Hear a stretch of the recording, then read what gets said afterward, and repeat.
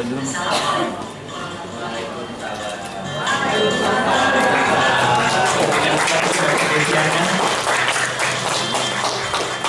teman-teman RSUD dan Pak Adam, Mas Dimas dan teman-teman. Mungkin Dokter Desi ada mau yang ditambahkan dulu sebelum kita mulai diskusi? Enggak? Langsung diskusi saja. Tentunya ini juga tidak lepas dari support direksi Dr. Prapto, Dr. Umi, Pak Asep, Dr. teman-teman. Monggo Bapak Ibu, mungkin ada yang mau atau teman-teman dokter muda ya yang di belakang. Kalau ada yang mau ditanyakan ya dengan Dokter Desiana, silakan. Mas siapa? Mas Sofian.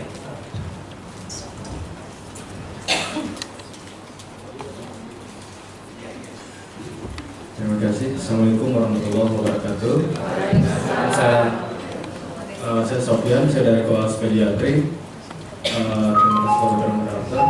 Tadi sudah dipaparkan masalah video pengobatan TB serta mendiagnosis TB pada anak. Memang untuk TB pada anak kan berbeda dan pada dewasa, di mana untuk mendiagnosanya pada keadaan tertentu bisa contohnya pada keadaan HIV pada anak itu bagaimana untuk penanggulangannya atau pengobatannya, terus apakah bisa sembuh untuk pada kasus HIV ini untuk TB dengan HIV. Nah itu aja mungkin dari saya. Assalamualaikum warahmatullahi wabarakatuh. Waalaikumsalam warahmatullahi wabarakatuh. Terima kasih. Jadi memang seperti sudah disampaikan bahwa tidak ada penyakit yang tidak ada obatnya ya. Memang pengobatan TB pada kasus HIV bukan hal yang mudah, karena selain memang kondisi daya tahan tubuh pada pasien dengan imunokompromis antara lain dengan HIV ini juga reaksi antar obatnya memang ada ya. Jadi pada kasus-kasus yang bila ditemukan itu disarankan memang sebaiknya pengobatan HIV-nya dimulai setelah 2-8 minggu pengobatan TB-nya. Dan apabila dipilih pengobatan dengan rifampicin, itu obat anti HIV-nya itu diberikan yang equivalence yang lebih bisa ditoleransi dan tidak saling berinteraksi lebih hebat dan saling meniadakan. Jadi prinsipnya memang ini kasus per kasus individu, nggak bisa protokol yang seperti pada umumnya protokol OAT yang biasa. Demikian. Ya, Mas Sofian, mau tambah lagi? Terus jelas. Ada lagi? Ya, jelas.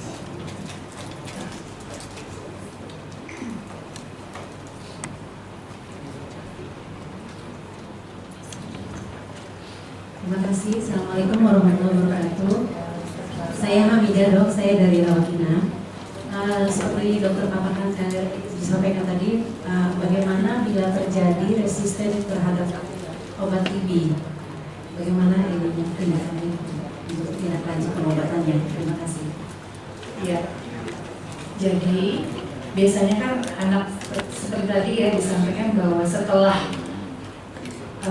memang diagnosis pasti TB itu dengan menemukan pada sputum, menemukan Mycobacterium TB pada sputum, cairan-cairan tubuh yang lain seperti cairan pleural kalau di air infusi atau cairan otak kalau ada meningitis TB ya. Tapi bila itu tidak dapat ditemukan, akhirnya kita menggunakan sistem scoring yang tadi sudah disampaikan. Sistem scoring itu nanti bila 6 ke atas kita akan terapi TB, atau yang di bawah 6 nanti ada bisa tolong saya juga ya. Nah, kapan kita menyatakan ada kemungkinan ini suatu TB yang resisten? Jadi bila dalam pengobatan TB 2 bulan pertama fase intensif itu tidak didapatkan perbaikan gejala klinis, kita evaluasi ulang. Apakah yang pertama dulu barangkali minum obatnya tidak teratur. Jadi jangan langsung menjudge ini adalah suatu TB yang resisten. Kemudian yang kedua, apabila kita minum obatnya ternyata teratur gitu. Tapi kenapa? Apakah tidak disertai dengan yang lain seperti nutrisinya dan cara minum obatnya salah, teratur tapi salah. Contohnya minum obat saat makan, maksud saya saat kondisi lambung sedang penuh makanan. Karena disarankan memang sebelum makan atau paling tidak 1 jam setelah makan. Kalau memang tidak dapat kondisi begitu bangun tidur langsung minum obat. Jadi kan efektivitas obatnya kurang. Atau yang ketiga, dosis obat untuk anak-anak terutama ya, karena pada saat pengobatan biasanya mungkin awal-awalnya dia baik ya, berat badannya naik drastis, terus kita lupa menjudge ulang, menilai ulang bahwa berat badannya sudah naik. Jadi dosis obat ini harus disesuaikan kembali. Mungkin itu dievaluasi. Nah setelah dievaluasi itu ternyata itu semua sudah dilakukan dengan baik, tapi ternyata anak masih juga mengalami penurunan dari terapi atau memang dari awal tidak menunjukkan tanda-tanda perbaikan. Nah pada saat tersebut memang sulit sekali pada anak untuk memeriksakan sekutu. Apalagi anak-anak di bawah 5 tahun. Memang di atas 5 tahun masih mungkin kita ajak kerjasama untuk dapat mengeluarkan sekutu atau dahak. Tapi di bawah itu biasanya susah. Ada beberapa teknik, ya memang kita akan memeriksakannya kepada membuktikan bahwa kuman ini itu kuman yang diderita anak ini memang resisten terhadap obat-obat anti TB yang umum atau tidak. Itu dengan pemeriksaan khusus seperti Gen Expert tadi yang bisa membuktikan kemungkinan dia resisten terhadap obat-obatan tersebut. Bila bisa didapatkan spesimen tersebut dan terbukti, ini dia lagi masalahnya ya. Jadi pada anak-anak itu obatnya kan kita sama-sama tahu bahwa obat-obat klinik kedua TB itu kebanyakan dengan injeksi. Kemudian juga yang kedua adalah golongan quinolone, di mana golongan quinolone ini efek sampingnya lebih banyak lagi daripada golongan yang awal. Kemudian selain itu dia mempengaruhi pertumbuhan tulang, juga efek samping mual muntahnya lebih hebat, dan yang lebih parah lagi adalah pemakaiannya antara 18 sampai 24 bulan. Jadi bisa dibayangkan memang dengan meningkatnya kasus-kasus yang resisten ini di RSCM sendiri disampaikan bahwa mulai ada kasus-kasus anak yang resisten TB. Dan oleh karena itu dari awalnya inilah kita harus mulai bahwa setiap kali kita memutuskan anak untuk diobati TB, edukasi yang lengkap agar orang tua, anak bisa minum obat teratur sehingga mencegah terjadinya resistensi yang lebih jauh lagi. Jadi begitu golongannya, pengobatannya sama, hampir mirip sama dewasa, tapi itu dia kebanyakan tidak berhasil karena pemakaian obatnya sangat lama, jenis obatnya sering menimbulkan efek samping, dan lebih tidak ditoleransi lagi oleh anak. Tapi obatnya prinsipnya sama, golongan quinolone, dan minimal 4 jenis obat dengan salah satunya di kedua ini ada yang diinjeksi. Demikian. Demikian dulu. Tadi edukasi penting banget ya dok. Iya, jadi memang pada saat awal pasien datang itu memang kita agak capai sedikit ya. Harus kita edukasi sedalam-dalamnya bahwa kita mau mulai pengobatan ini, dan bila tidak ditaati dengan benar pengobatannya, caranya dan kepatuhannya, itu khawatir bisa menyebabkan kumannya kebal gitu. Dan akhirnya pengobatannya yang sulit dengan efek samping yang lebih besar dan waktu yang lebih panjang. Oke, bagaimana Ibu? Oh ya, kita masih ada yang nyambung webinar ya sebenarnya. Bisa kami sapa yang dari Sarjito. Apakah suara kami bisa terdengar? Masih nyambung atau tidak? Oh, mikrofonnya dari sana kesulitan. Oke, berarti lebih ke menonton. Ya nanti Bapak Ibu bisa menonton beliau di sana. Baik, masih ada yang di sini? Silakan. Terima kasih. Yang saya ingin tanyakan dok, bagaimana bila terjadi drop obat, terus obat apa yang dilakukan dok? Terima kasih. Terima kasih Ibu. Ini juga salah satu yang terjadi dari semakin besarnya kasus yang multi drug resistant di Indonesia, kasus drop out obat. Nah, ini bisa kita kaji ulang. Apabila si pasien drop out, tergantung fasenya ya. Kalau fase terjadinya drop out ini adalah di fase intensif, yaitu 2 bulan pertama di mana 3 jenis obat yang diberikan, itu bila lebih dari 2 minggu dan gejala klinisnya memang masih ada pada pasien, itu harus diulang. Jadi misalnya baru berobat selama 2 minggu, kemudian dia sudah berhenti obat, nggak kontrol, baru datang lagi pada bulan kedua dengan gejala klinis juga masih ada ya, itu kita ulang dari awal jadinya. Tapi kalau dia masih di bawah 2 minggu, kita tinggal melanjutkan. Sementara kalau yang fase lanjutan, dia putus obatnya, misalnya dia sudah berobat sampai 3 bulan, tapi kemudian yang 2 jenis obat ini tidak dilanjutkan selama lebih dari 2 bulan, baru datang lagi, baik dengan gejala klinis maupun tidak, itu sebaiknya kita ulang lagi dari awal. Kecuali dia kurang dari 2 bulan, kita bisa lanjutkan. Kemarin sudah 3 bulan, dia malah kepanasan karena pada saat tersebut tubuh sedang tumbuh.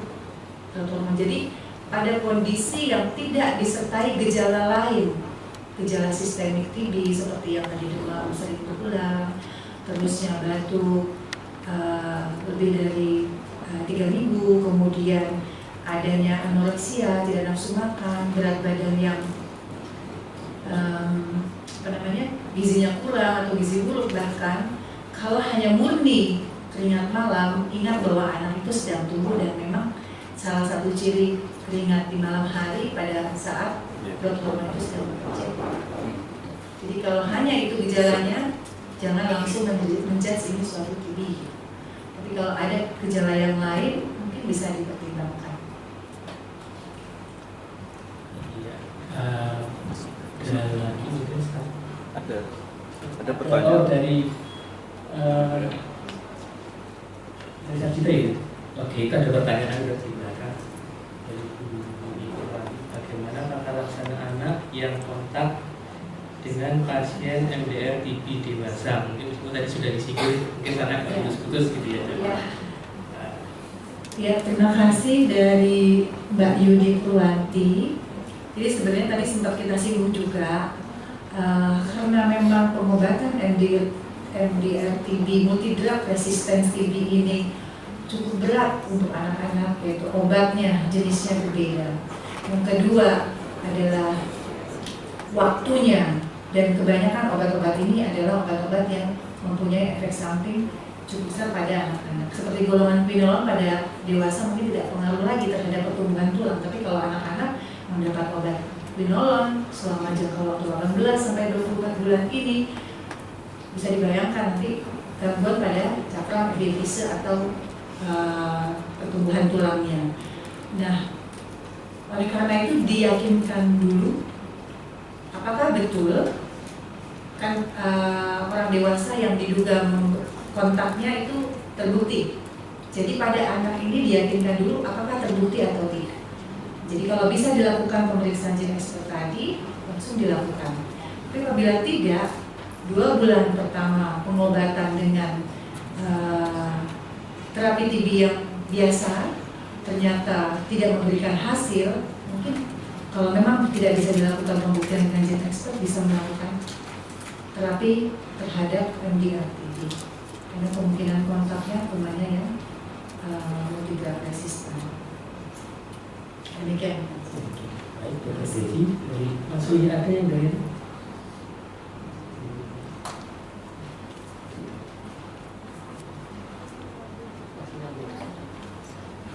anak yang kontak, maksudnya ada anak yang kontak. Jadi bila ada pasien MDR TB dewasa, terus mungkin yang kontak serumah itu sebaiknya ada tulisan itu. Oke. Anak yang kontak itu kontak profilaksis atau ya profilaksis. Jadi dia tidak manifest klinisnya. Kalau di rumah dari ada riwayat pasien Iya. dulu. Jadi sebenarnya kalau memang sudah yakin bahwa kontaknya itu adalah yang MDR TB, sebaiknya di screening lebih lanjut apakah memang ada apa namanya, ada kumannya terbukti ada MDR atau tidak, walaupun dia tidak sakit ya, karena memang bisa saja masih masa inkubasi dan diobservasi. Sementara kalau MDR itu untuk profilaksis kan, kalau untuk profilaksis itu kan biasanya kita mendapatkannya INH 10 mg per kilo ya.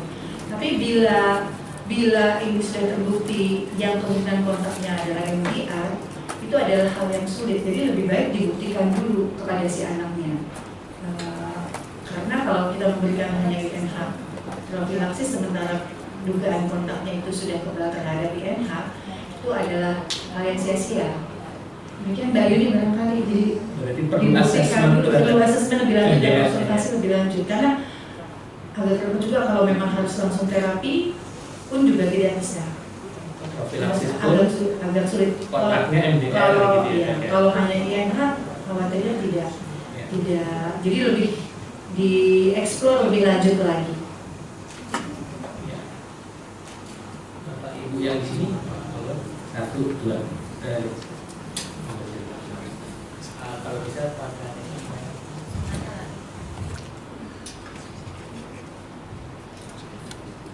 Sementara itu sambil menyapa yang di Jogja sudah cukup apa belum, jika masih bisa nanti silakan komentarnya ditampilkan di tulisan. Silakan. Assalamualaikum, saya India. Mau nanya dok, untuk pasien yang tadi video kan memang sudah dalam scoring kan lebih dari 6 dok. Kalau untuk pasien-pasien yang hanya kontaknya positif, sedangkan ronsennya nggak ada, terus KGB-nya juga tidak memisah, tapi anaknya anoreksia, itu kapan kita berikan profilaksis TB INH itu dok? Terus perlu dievaluasi lagi ya kapan? Jadi kontaknya ada. Anaknya ada, jadi scoring Tapi TB-nya tidak ada gejala. Jadi scoring TB-nya nggak sampai 6 dok. Ya, Itu sudah kapan, dengan mantuk tes ya.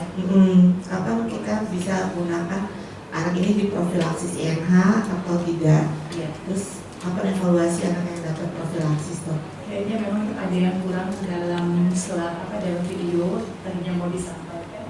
Boleh dipakai slide-nya. Terima kasih dok.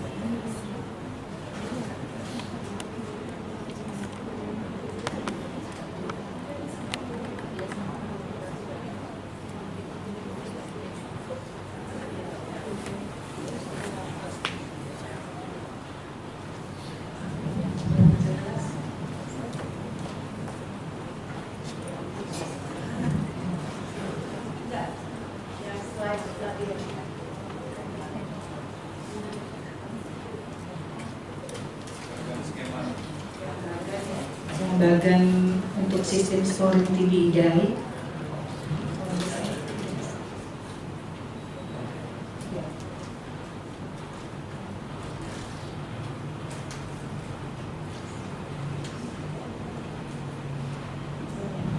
Ya, jadi kalau pada TB sebenarnya kan kalau anak itu kriteria dari janin sampai 18 tahun. Tapi untuk kasus TB ini Kemenkes sudah menyimpulkan bahwa dari 0 sampai 14 tahun disebut TB anak.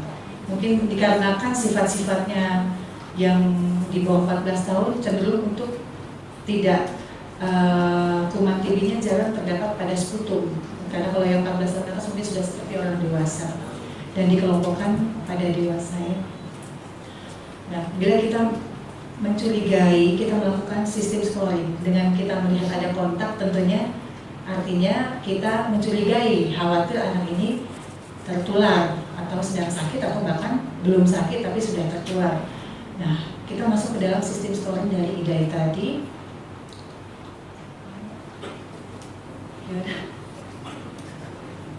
Nggak bisa ya Pak ya.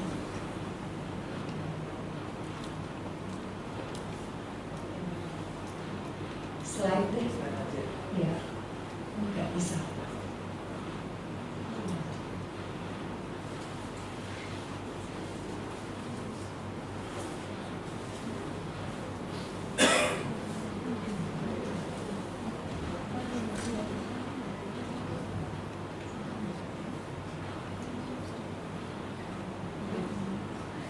Nah, setelah dilakukan sistem scoring yang tadi yaitu apakah ada kontak, kemudian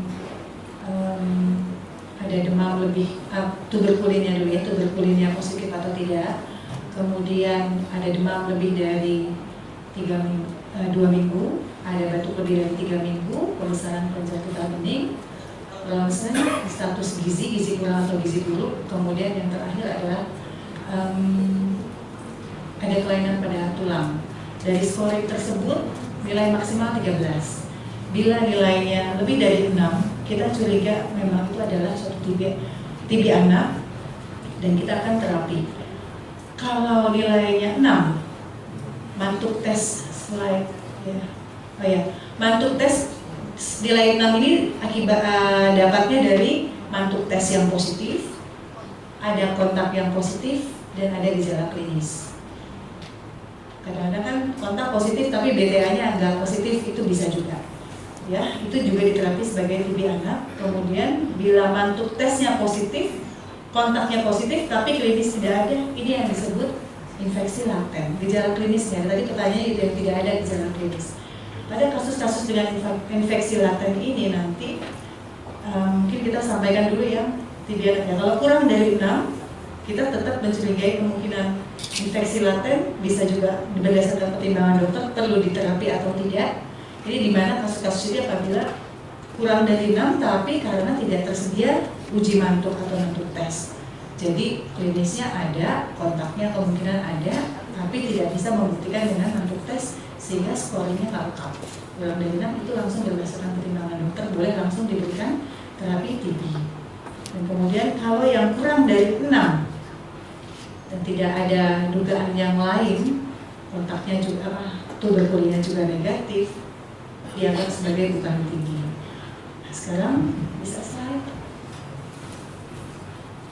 Ya, nih. Kalau kita menganggap ini suatu TB anak, selanjutnya kita akan melakukan terapi OAT dan kemudian kita evaluasi setelah 2 bulan. Kalau kita sudah menentukan ini suatu TB anak. Bila ada perbaikan, kita lanjutkan OAT sesuai dengan jenis penyakitnya dan kemudian yang maksudnya TB yang berat kah atau bukan? Karena kalau TB yang berat kan ada yang sampai 1 tahun pengobatannya. Kalau yang biasa kita lanjut ke fase lanjutan 4 bulan. Kemudian, lanjut slide. Bila perbaikannya tidak ada, seperti pertanyaan itu tadi, evaluasi. Yang dievaluasi adalah yang tadi, apakah minum obatnya, kemudian cara minum obatnya benar atau tidak, berhenti kadang atau tidak, atau ada penyulit lain, ada penyakit yang lain pada si anak. Nah, kalau memang dievaluasi ternyata hanya karena minum obatnya yang belum benar, kita bisa melanjutkan terapinya dulu. Tapi masih belum dan kita perlu pembuktian. Apakah jangan-jangan ini suatu MDR TB atau multiple resistant TB? Kita mungkin harus merujuk untuk pemeriksaan. Karena memang pemeriksaan gene ekspor ini masih jarang ya. Jadi memang kita harus merujuk. Selanjutnya yang tadi yang tidak sakit ya, nggak ada gejala klinis. Lanjut, infeksi TB laten namanya. Kalau infeksi TB laten itu kita pertimbangkan. Kalau dia anak kurang dari 5 tahun, dengan infeksi TB laten yang tadi dari atasnya scoring TB-nya, kita pertimbangkan untuk pemberian profilaksis selama 6 bulan 10 mg per kilogram berat badan isoniazid INH. Kemudian apabila dia lebih atau sama dengan 5 tahun, kita lihat lagi ada status imunokompromis atau tidak. Dalam hal ini HIV memang ya yang ditekankan. Bila status HIV-nya memang negatif, tidak ada, kita observasi. Tapi bila status HIV-nya positif, langsung diberikan profilaksis walaupun anaknya tidak ada gejala selama 6 bulan. Nah, sekarang kapan kontrolnya? Jadi dievaluasi setelah 1 bulan diberikan profilaksis. Sebenarnya kan dia akan datang setiap bulan untuk melihat, untuk mengevaluasi terapi profilaksis atau apakah dia akan berubah menjadi timbul gejala-gejala. Nah, apabila timbul lagi gejala, kita harus evaluasi lagi sistem scoringnya lagi. Apabila dibutuhkan, misalnya tadinya mantuksnya negatif. Mantuks negatif ini kan banyak penyebabnya. Baik, mulai dari obatnya yang tidak tepat, penyuntikannya yang tidak tepat, jumlah dosis yang disuntikan juga tidak tepat misalnya, sampai berbagai mekanisme di dalam tubuhnya. Contohnya saja barangkali masih masa inkubasi, dia baru terinfeksi, sedangkan antibodi di dalam tubuhnya belum terbentuk untuk membuat reaksi terhadap mantuk tes tadi. Antibodi ini, bisa paling lambat timbul adalah 12 minggu. Jadi kalau setelah 12 minggu mantuknya masih negatif dengan kontak dan sudah diberikan INH profilaksis, cukup aman. Cuma kalau sebelum itu kita tetap waspada dulu. Jadi dalam 1 bulan, 2 bulan, 3 bulan dia aman, profilaksis dilanjutkan. Tapi maksudnya relatif lebih aman bahwa dia hanya infeksi laten dan tidak beranjak menjadi diagnosis TB pada anak. Demikian. Jadi sebulan pertama kita evaluasi dan bulan berikutnya, kalau lebih sampai 3 bulan awal itu yang paling menentukan apakah anak ini akan beranjak menjadi terapi TB atau hanya profilaksis. Ini baiknya. Melanjutkan berarti profilaksis harus full 6 bulan. 6 bulan profilaksisnya. Makasih banyak dok. Oke, satu lagi terakhir sebelum asal ya. Jadi ada. Nama saya Yanti, dok. Bila anak TB paru itu kan nggak menular ya kalau anak. Tapi kalau TB tulang dan lain-lain itu parunya bisa bagus nggak? TB tulang, TB usus, Bagaimana? otak, Bagaimana? parunya biasa terkena juga. Oh iya. Biasa dari situ apa nular-nularin apa langsung? Jadi kita kembali ke patofisiologi kali ya Mbak. Bisa diulang slide di depan.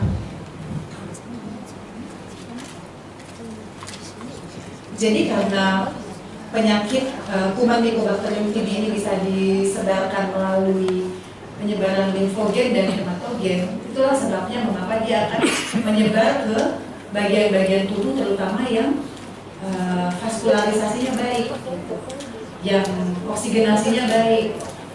Antara lain semua yang tadi itu termasuk tulang. Jadi kalau misalnya yang manifestasi tampak adalah TB yang di tulang, apakah yang lain-lain baik?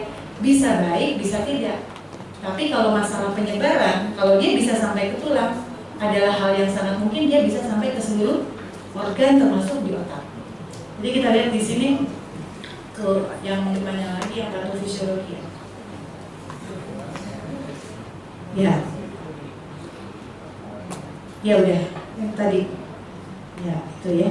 Jadi pada saat awal masuknya memang lewat droplet yang tersering, walaupun masih bisa juga lewat oral atau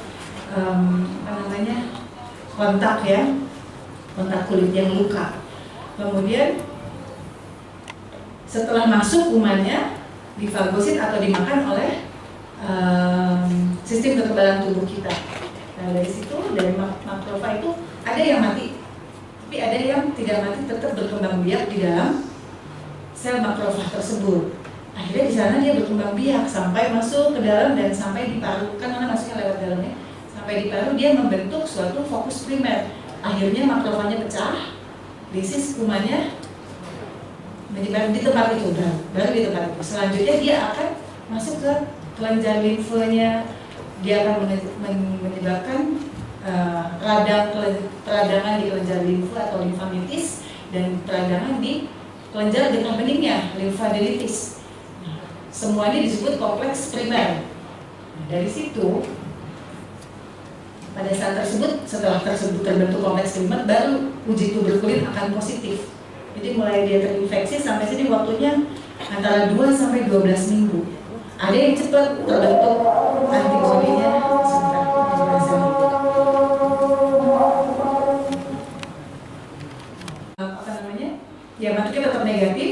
Itu terapinya, profilakisnya dilanjutkan sampai 6 bulan, tapi bayi bisa diberikan BCG pada saat 3 bulan itu. Jadi sebelum 1 bulan kalau kita seperti itu lihat Langsung bayinya profilaksis. bagus, profilaksis langsung. Kalau Kalau bayinya bayi nggak itu bagus langsung terapi OAT. Baik, mengingat waktu 1 kali terakhir itu dari sebenarnya kalau sumber penularan meninggal, Nah, profilaksis sebelum anak menyelesaikan profilaksis selama 6 bulan, apakah dilanjutkan atau dihentikan, dok? Ya atau tidak berarti? Tricky ya.